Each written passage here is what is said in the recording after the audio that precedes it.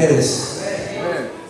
En verdad que me da mucho gusto sentirme aquí en la casa de Dios y también en la compañía de ustedes que han venido a este lugar para escuchar la palabra de Dios.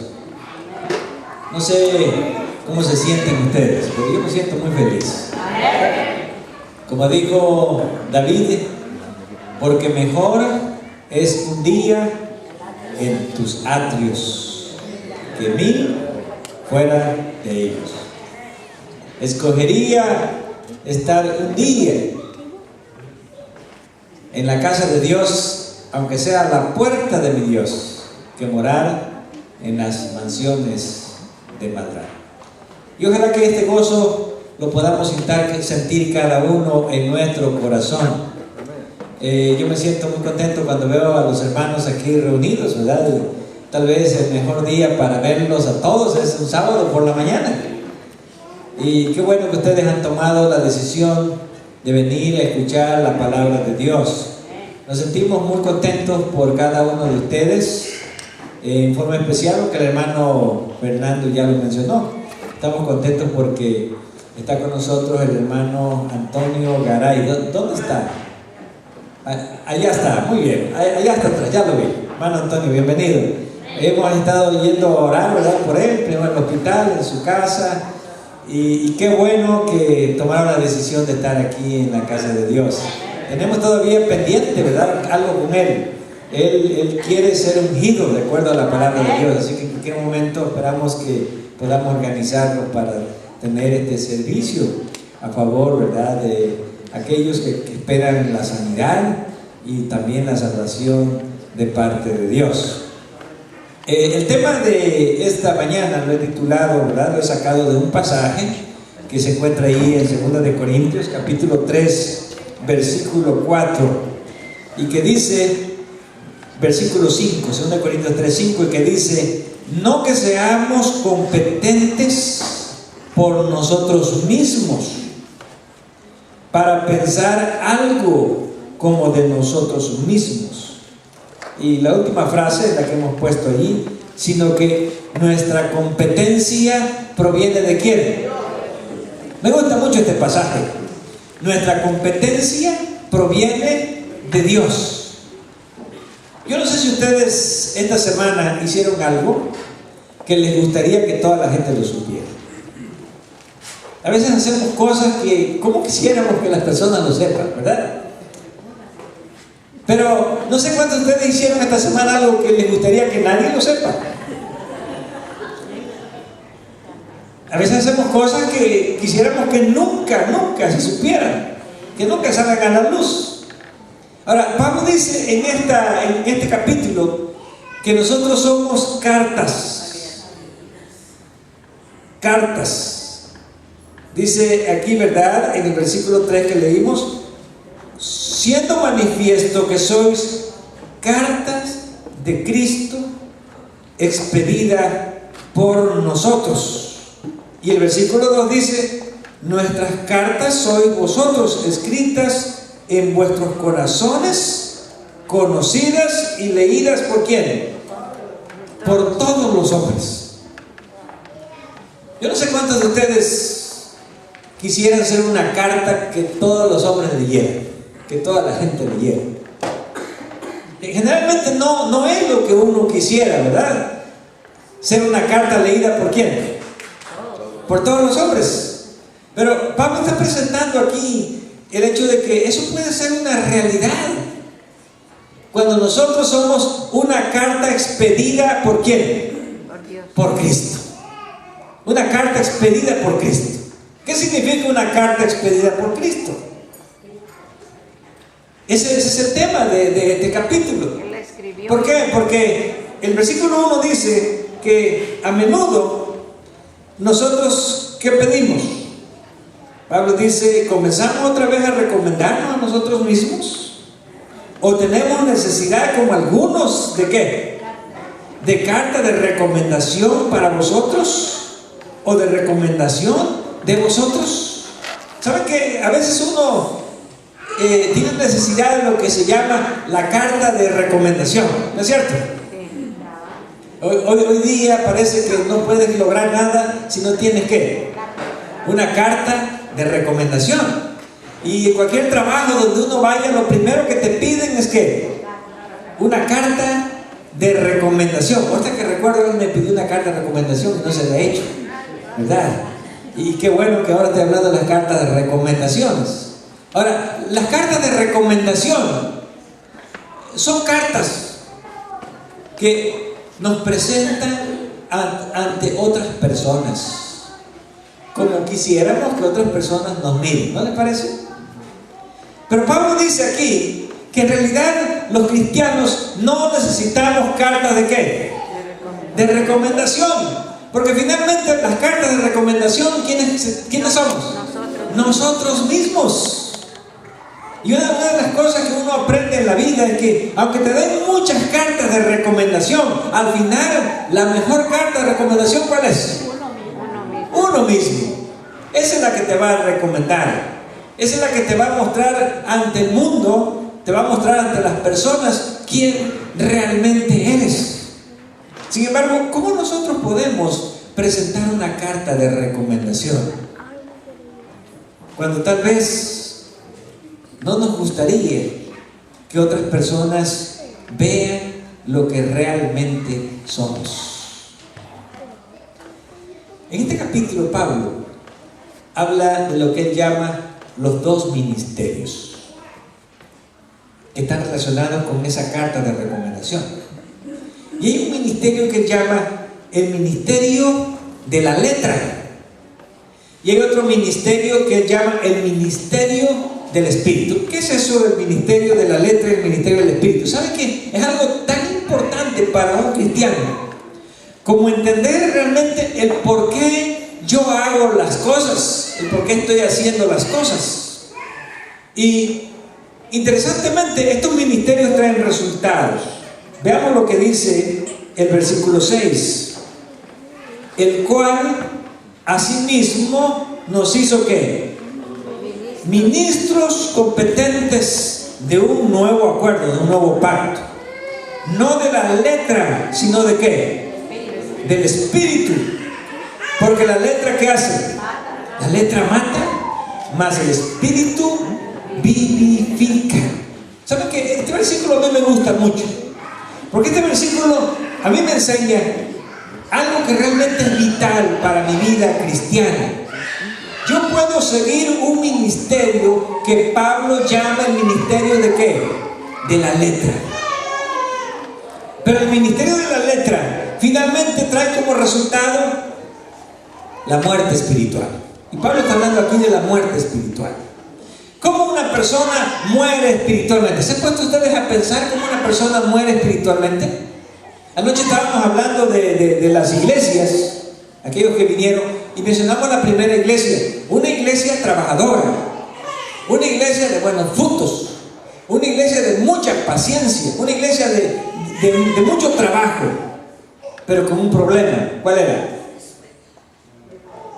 Había perdido su primer amor. Ahora, ¿cómo un cristiano muere espiritualmente? Generalmente cuando las personas encuentran a Jesús, parece que están viviendo, como dice Apocalipsis 2 en el mensaje a la iglesia de Éfeso, están viviendo su primer amor. ¿Con qué relacionan ustedes el concepto de primer amor? No sé si algunos ya estamos en el último amor, ¿verdad? Esperamos que nadie tenga el último amor. Pero el primer amor es el amor que llamaríamos el amor de la ilusión, ¿no es así? Y estamos pensando en el amor de una perspectiva humana. Yo creo que lo más hermoso que le puede pasar a una persona es cuando se enamora por primera vez en su vida, ¿sí o no? Aunque a veces son amores de mentiritas, ¿no es cierto? Pero de alguna manera, en la vida cristiana, como que se repite una experiencia similar. ¿Por qué? Porque también en la vida cristiana se puede ver que hay un primer amor, un amor que nunca debería de terminarse, y es el primer amor cuando nosotros llegamos a conocer a Cristo Jesús. A veces yo he escuchado cosas que a mí me han preocupado cuando las personas dicen: venga alguien que se acaba de convertir, que llega temprano a la iglesia, que viene a todas las reuniones, que le gusta hacer obra misionera, que a todo el que se encuentra en el camino le habla la palabra de Dios, le predica, que siempre está queriendo hacer algo por Dios, y como que los demás lo observan y dicen: déjenlo, es que está en qué, es que está en su primer amor, pero ya se le va a pasar, y al rato va a estar como todos nosotros, ¿verdad? En su último amor. Pero ¿saben qué? Pablo aquí habla de que nosotros no podemos seguir un ministerio de la letra. ¿Qué es un ministerio de la letra? El ministerio de la letra, Pablo lo representa como una ley grabada sobre la piedra. Pero hay otro ministerio que Pablo dice, es distinto, el ministerio del Espíritu. ¿Qué es el ministerio del Espíritu? Es una ley grabada sobre el corazón, sobre la mente. Y quiero decirles, hermanos, esta mañana, hay una gran diferencia entre tener la ley de Dios grabada en una tabla de piedra y tener la ley de Dios grabada ¿dónde? En las tablas de carne del corazón. Cuando una persona muere espiritualmente, es porque la ley de Dios ha sido grabada solamente en tablas de piedra. Y cuando la ley de Dios es grabada en tablas de piedra, cuando nosotros vemos el cristianismo como una serie de reglas que hay que cumplir, como ordenanzas que hay que hacer, y pensamos, ¿verdad?, que la vida del cristiano es una vida pesada, es una vida difícil, es una vida tediosa. Como encontramos algunas declaraciones, ¿verdad?, en el Antiguo Testamento, en el libro especialmente de Malaquías. Cuán tedioso es servir a Dios, cuán tediosos son todas estas cosas que tenemos que hacer continuamente. Ahora, Pablo dice, ese es un ministerio que nos va a llevar ¿a qué? A la muerte espiritual. Yo quiero decirle esta mañana, si usted cree que la vida cristiana es cansada, si usted piensa que la vida cristiana es pesada, si usted cree que venir a la iglesia es tedioso, si cree que seguir a Cristo es difícil, es como llevar arrastrando una carga pesada, es muy probable que usted está viviendo el ministerio equivocado de su vida. ¿Por qué? Porque el ministerio equivocado de la vida es aquel ministerio que solamente se concentra ¿en qué? En la letra, ¿sí? En cumplir las cosas que uno cree que Dios le está pidiendo que haga, pero que realmente no son un gozo, no son un deleite para nuestra vida. Y una de las cosas que nosotros podemos ver en la Escritura es, por ejemplo, cuando se habla, vamos a buscar un pasaje, no pierdan este pasaje, Isaías capítulo 58. Vamos al libro de Isaías capítulo 58 y vamos a leer el versículo 13 y el versículo 14. Y aquí nosotros podemos ver, yo les pregunto, ¿cómo ustedes sienten el sábado? ¿Cómo es el sábado en su vida? A veces parece que algunos podemos ver el sábado como ¿a qué horas se va a acabar ya? ¿Verdad? ¿A qué hora se termina? ¿A qué hora se acaba este día? Como que en el verano ya se volvió ¿qué? Muy largo, ¿no? Hay que hacerlo más cortito, pero noten aquí, ¿cuál es el espíritu que Dios espera que sus hijos tengan cuando ellos ejercen el ministerio del Espíritu? Dice en Isaías 58, 13 y 14, si retrajeres ¿de qué? Del sábado tu pie, de hacer tu voluntad en mi día santo, y lo llamares como delicia, santo, glorioso de Jehová, y lo venerares, no andando en tus propios caminos, ni buscando tu voluntad, ni hablando tus propias palabras, entonces te deleitarás en Jehová, y yo te haré subir sobre las alturas de la tierra, y te daré a comer la heredad de Jacob tu padre, porque la boca de Jehová lo ha hablado. ¿Cómo debe ser la vida de un cristiano? ¿Cómo es la vida cristiana? Una vida Isaías utiliza una palabra que es delicia. ¿Qué es una delicia? Yo tengo una pregunta. ¿A ustedes les gusta ser cristianos o no les gusta? ¿Ustedes se sienten bien porque la gente sepa que usted es un cristiano? ¿A usted le gusta venir a la casa de Dios? ¿Usted se deleita cuando usted canta a Dios, cuando escucha la palabra de Dios? Ahora, Isaías presenta el hecho de que cuando uno ve la vida espiritual de esta manera, Dios dice: yo te voy a elevar por sobre las alturas de la tierra. A veces es difícil pensar que un cristiano que vive en este mundo puede estar elevado en el cielo. Pero saben que nosotros podemos comenzar a disfrutar el cielo desde aquí, desde la tierra. ¿Por qué? Porque aunque físicamente no podemos nosotros llegar hasta el trono de Dios ni al cielo, nosotros podemos llegar ¿cómo? Espiritualmente hasta la misma presencia de Dios. Y yo quiero decirles algo, hermanos, uno siente la diferencia cuando uno está en la presencia de Dios y cuando uno no está en la presencia de Dios. ¿No es así? Uno siente la diferencia cuando uno está viviendo un ministerio de la letra. ¿Qué es el ministerio de la letra? El ministerio de la letra es una vida formalista cristiana. ¿Ustedes saben qué es una vida formalista cristiana? Yo vengo a la iglesia, me siento y espero a que se termine el culto. Yo vengo a la iglesia, me levanto y aunque todos cantan, ¿yo qué hago? Yo no canto. Yo vengo a la iglesia y todo el mundo ora, pero ¿yo qué hago? Yo estoy pensando otra cosa, mirando por ahí, ¿verdad? Las lámparas arriba, o tal vez esos cuadros bonitos que están por allí, ¿verdad? No podemos elevarnos, ¿qué? Espiritualmente. ¿Por qué no podemos elevarnos espiritualmente? Porque estamos en el ministerio equivocado. Y el ministerio equivocado es cuando nosotros tratamos de ser competentes por nosotros mismos. Vamos a regresar otra vez a 2 Corintios, capítulo 3. 2 Corintios, capítulo 3. Así que si lo perdió, le vamos a dar tiempo para que lo busque. Versículo 5. No que seamos competentes por nosotros mismos, para pensar algo como de nosotros mismos, sino que nuestra competencia proviene de ¿quién? Proviene de Dios. Me gusta esta palabra, competencia que proviene de ¿quién? De Dios. ¿Qué significa esto? Yo no puedo ser un cristiano feliz por mí mismo. Yo se los aseguro. Yo no puedo ser un cristiano que se sienta satisfecho de su vida espiritual por mí mismo. ¿Por qué? Porque mi naturaleza no es una naturaleza espiritual.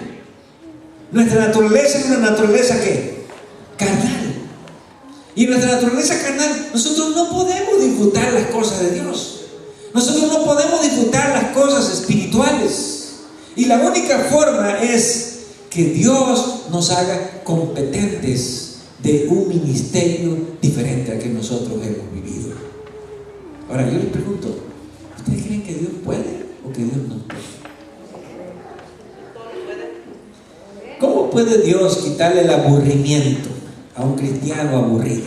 Yo me preguntaba, ¿saben que hay cristianos aburridos o no hay? ¿Cómo puede Dios quitarle el cansancio a un cristiano cansado? ¿Cómo puede Dios despertar a un cristiano que está dormido? Es más, ¿cómo puede Dios motivar a un cristiano que está desmotivado? Yo quiero decirles algo.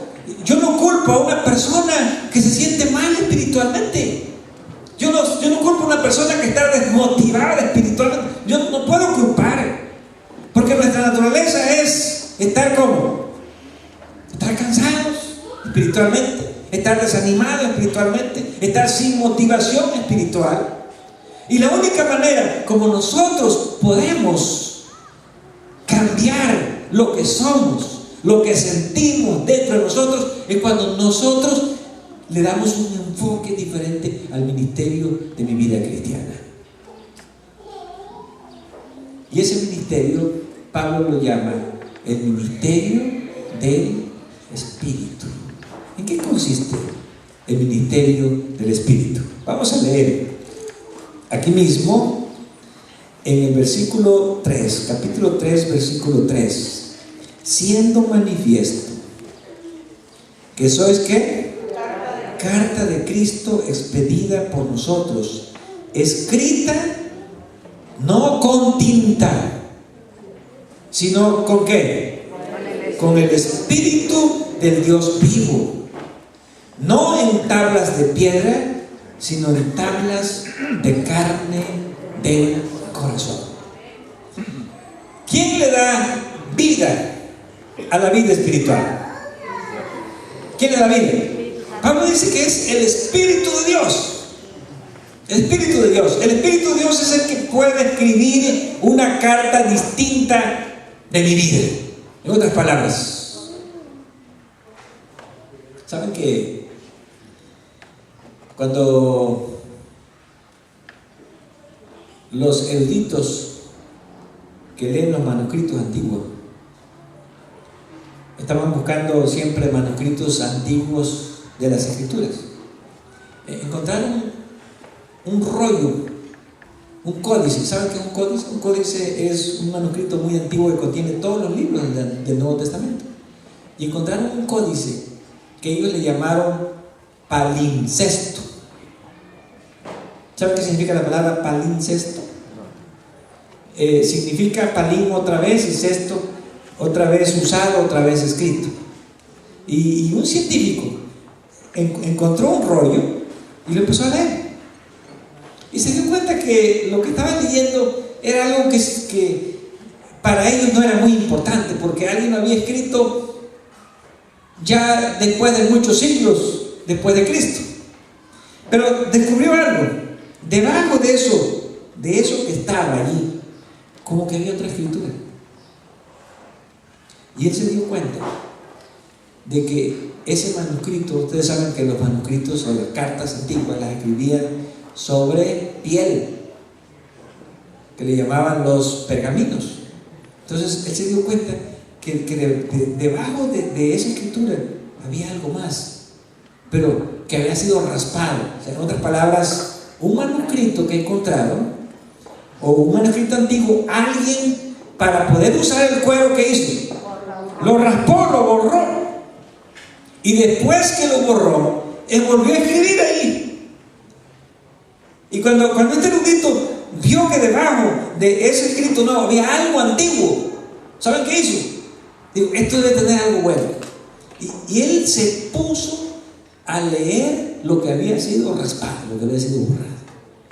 E interesantemente, pudo reconstruir todo el manuscrito. Y llegó a ser uno de los manuscritos más famosos ahora, el Códice Efraimítico. ¿Sí? ¿Por qué se le llama un palimpsesto? Porque fue ¿qué? Fue raspado para volverse a escribir. Ahora, interesantemente, como que en la vida espiritual tiene que ocurrir lo contrario, ¿no es cierto? Hay muchos de nosotros que somos cartas, pero cartas que tienen que ser ¿qué? Borradas para que Dios pueda volver a escribir en nosotros. Ahora, nos gustaría que Dios borrara la carta que ahora traemos y que tal vez no es la carta que nos recomienda. Y al borrar esa carta, que Dios pudiese volver a ¿qué? A escribir en ella. Bueno, Pablo dice, en eso consiste el ministerio ¿de qué? Del Espíritu. En que Dios va a hacer que por medio de su Espíritu Santo se pueda escribir en nuestro corazón una nueva carta de nosotros, una nueva carta de recomendación nuestra. Yo quiero decirles algo, que más de uno estaríamos felices que Dios borrara nuestra carta pasada, ¿no les parece? Y que ahora por medio del Espíritu Santo Dios pudiera escribir una carta nueva que pueda ser leída por todos los hombres. Ahora, el ministerio del Espíritu, Pablo lo señala como un ministerio de competencia. ¿Qué significa ser competentes? ¿Ustedes saben qué significa la palabra competente? Sí. Bueno, ahora podemos competir, ahora podemos igualarnos ¿con quién? Con los que saben. Con cualquier persona. Ahora, esa competencia, Pablo dice, no proviene ¿de quién? De nosotros. Es una competencia que proviene ¿de quién? De Dios. De Dios. Así que yo quiero decir, si usted ha visto a un cristiano de quien usted dice, bueno, a mí me gustaría ser como ese hermano, a mí me gustaría ser como esa hermana, porque se ve que el Espíritu de Dios está trabajando en esa persona. Pablo dice, nosotros también podemos llegar ¿a qué?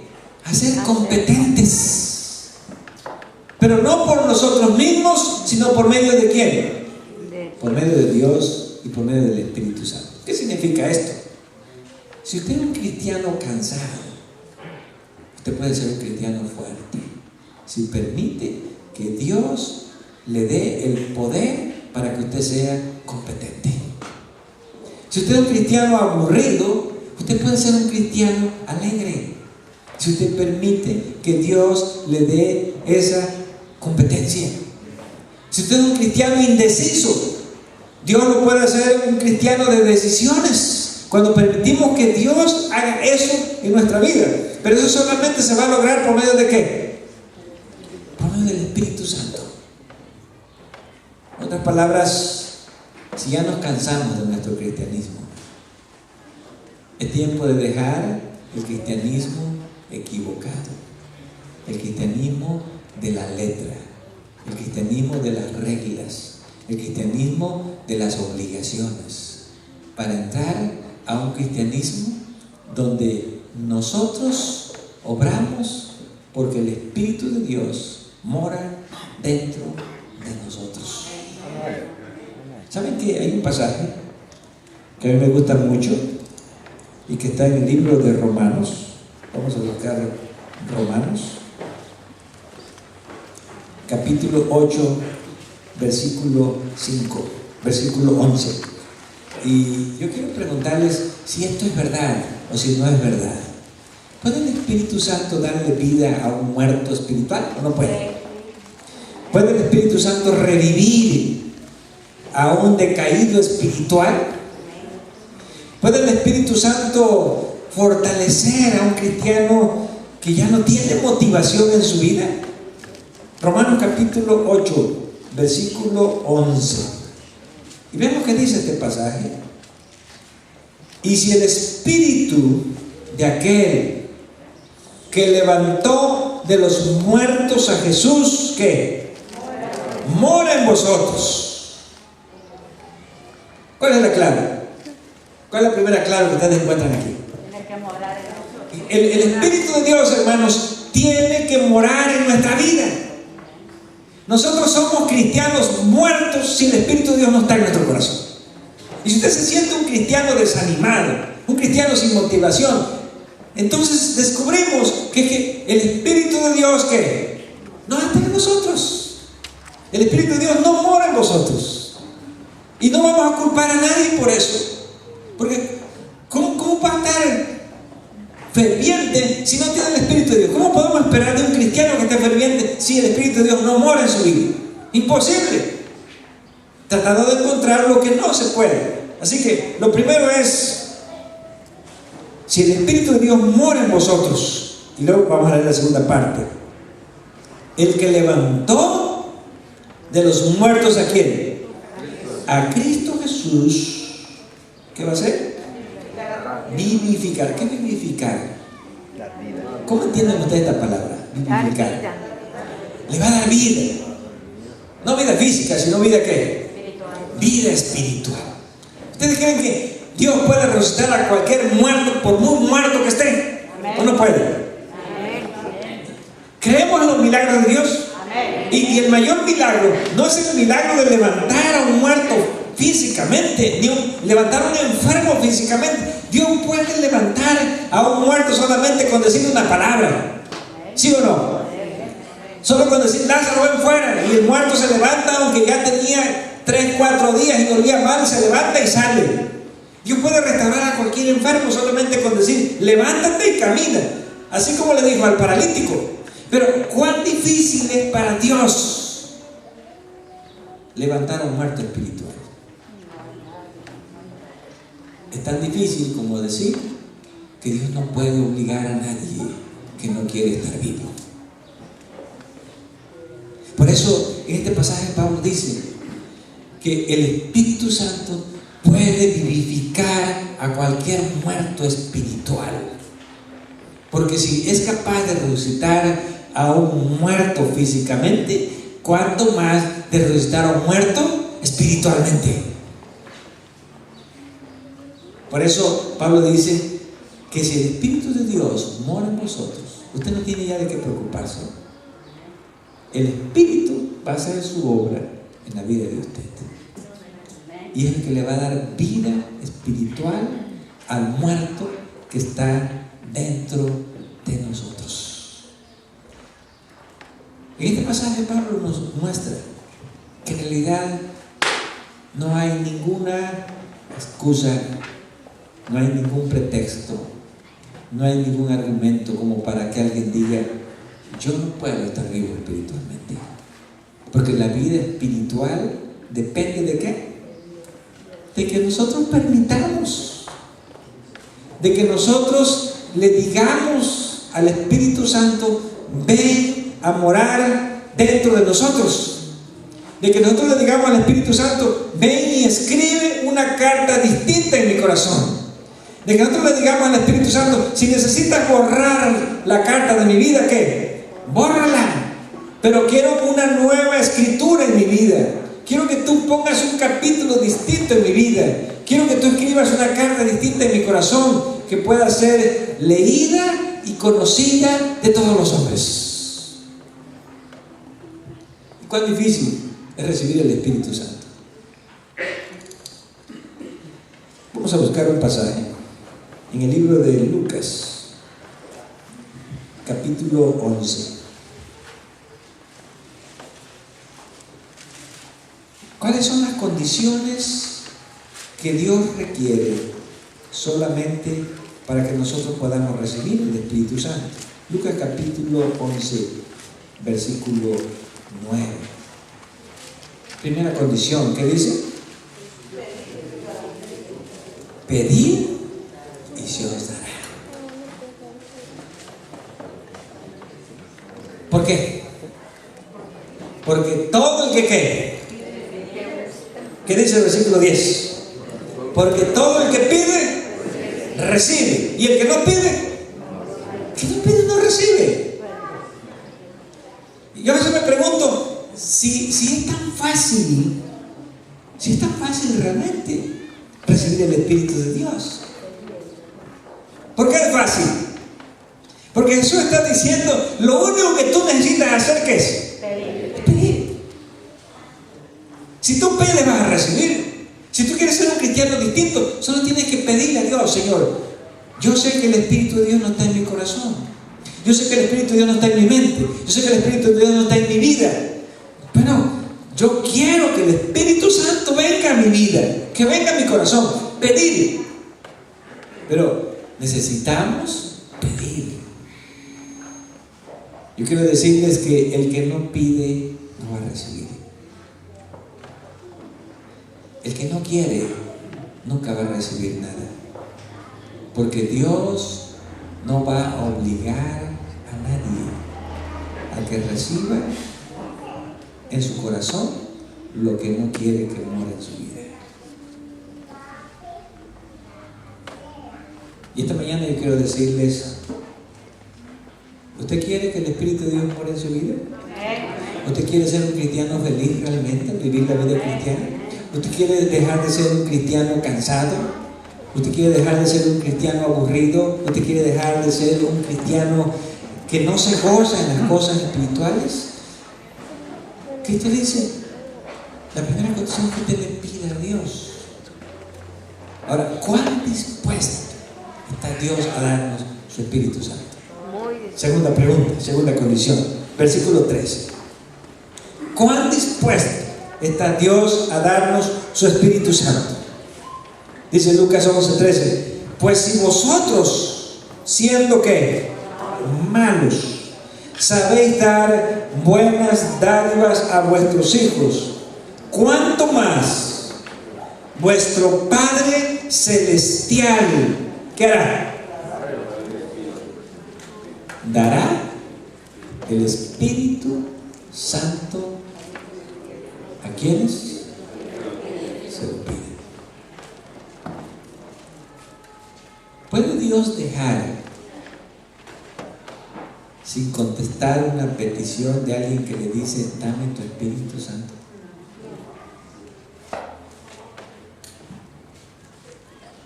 ¿Saben que a nosotros a veces nos da miedo tener el Espíritu Santo dentro de nosotros? ¿Por qué nos da miedo? ¿Se ha puesto a pensar? Nos da miedo. Es más, nos da miedo pedir que venga el Espíritu Santo en nuestra vida. Preferimos mejor que mejor no pedir. Pero yo a veces me pregunto, ¿nos da miedo a sentirnos bien? ¿Les da miedo a ustedes sentirse bien? ¿Les da miedo a ustedes sentirse felices? ¿Les da miedo a ustedes tener paz en su vida? ¿Les da miedo a ustedes tener una esperanza? ¿Les da miedo tener una fe? ¿Les da miedo sentir que mis sentimientos son distintos, mis pensamientos son distintos? Porque el Espíritu de Dios mora en mi vida, mora en mi corazón. Eso es lo que nos da miedo. Interesantemente, una de las cosas que a veces descubrimos en las personas es que nos da miedo lo bueno, pero lo malo no nos da miedo. No nos da miedo que nuestra vida sea una desgracia, ¿no es cierto? No nos da miedo que nuestra vida sea una tragedia. No nos da miedo que nuestra mente esté llena de confusión y de problemas y de situaciones que vienen a hacer que nuestra vida sea una tragedia. No nos da miedo esas cosas. Porque así queremos que vivir, y así vamos a vivir cuando Dios no está ¿dónde? En nuestro corazón, cuando Dios no está en nuestra vida. Pero a menudo nos da miedo decirle a Dios, Señor, derrama tu Espíritu en mi vida, derrama tu Espíritu en mi corazón.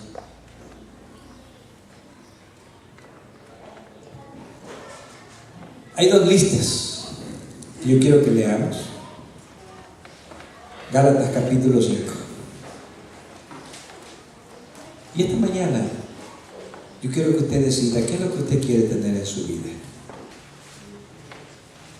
Gálatas capítulo 5, versículo 19, la primera lista.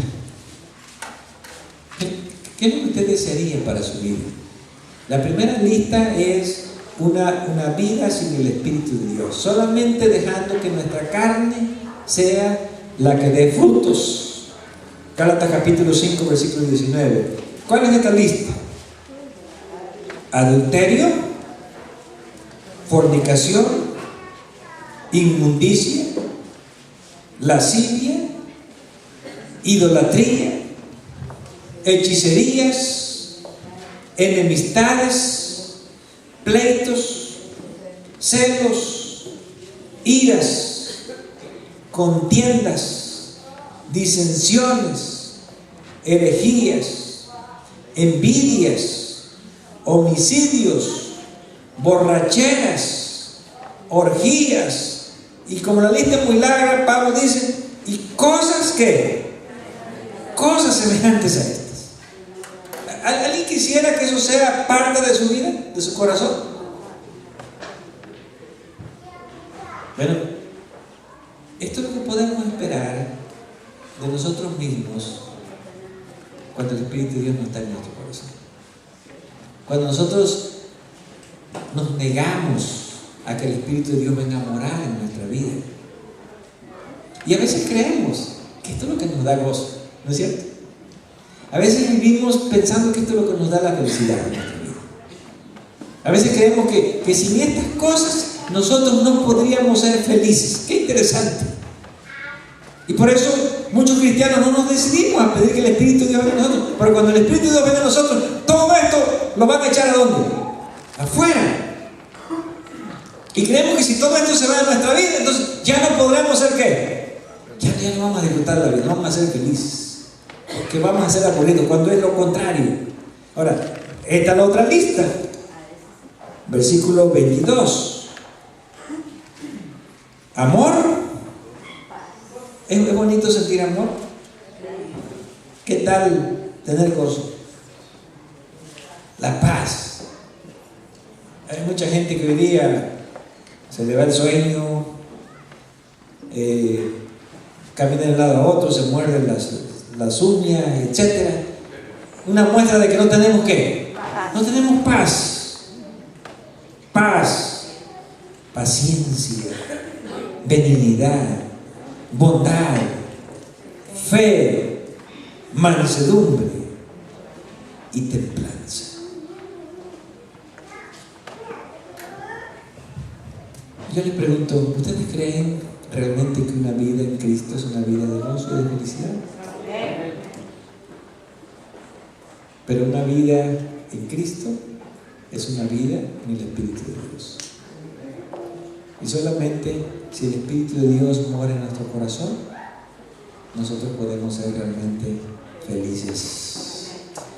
Tendremos el verdadero gozo, la verdadera paz. Porque no estaremos cosechando nuestros propios frutos, sino como dice Pablo, esos son los frutos que produce ¿quién? El Espíritu Santo. Yo les digo sinceramente, yo pienso que un cristiano, por muchos problemas que tenga en su vida, no debe de estar afligido y desesperado, como si no tuviera un Dios. Yo pienso que un cristiano, por mucho trabajo que tenga en su vida, no debería estar cansado y desanimado como si Dios no existiera. Yo creo que la vida de todos en este mundo es una vida de trabajo, ¿no es cierto? Es una vida de tener que hacer muchas cosas, a veces el tiempo no nos alcanza. Es una vida de muchas necesidades a veces, hasta de enfermedad. Pero en medio de todo esto, Dios ha prometido, por medio de su Espíritu, elevarnos hacia las alturas de los cielos. Y yo quiero decirles algo, a mí a veces me impresiona cuando veo personas que están enfermas y están contentas, más que los que estamos sanos. A veces a mí me impresiona, yo he visto enfermos felices. ¿Cuál es la diferencia? Hay algo en su corazón, el Espíritu de Dios. Está en él. Y yo lo he visto. Y a veces cuando uno ve a esos enfermos, uno se siente realmente enfermo, más enfermo que el que está enfermo, porque uno dice, ¿cómo es posible que esté así? Y yo teniendo ¿qué? Teniendo salud. Pareciera que soy un enfermo en mi mente, en mi corazón, en mi vida. Ahora, Dios, Pablo dice, nos ha llamado a todos a un ministerio distinto, no el ministerio de la letra. Y si usted es un cristiano que sigue el ministerio de la letra, lo único que usted sentirá es que cada día irá ¿qué? Muriendo espiritualmente, hasta que finalmente esté muerto. Pero si seguimos el ministerio del Espíritu, cada día el Espíritu Santo estará escribiendo cosas nuevas en nuestra vida, para que puedan ser leídas ¿por quién? Por todos los hombres, como la mejor carta de recomendación que Dios quiere presentar al mundo. Que Dios permita que nosotros podamos abrir nuestro corazón para que el Espíritu de Dios pueda morar en nosotros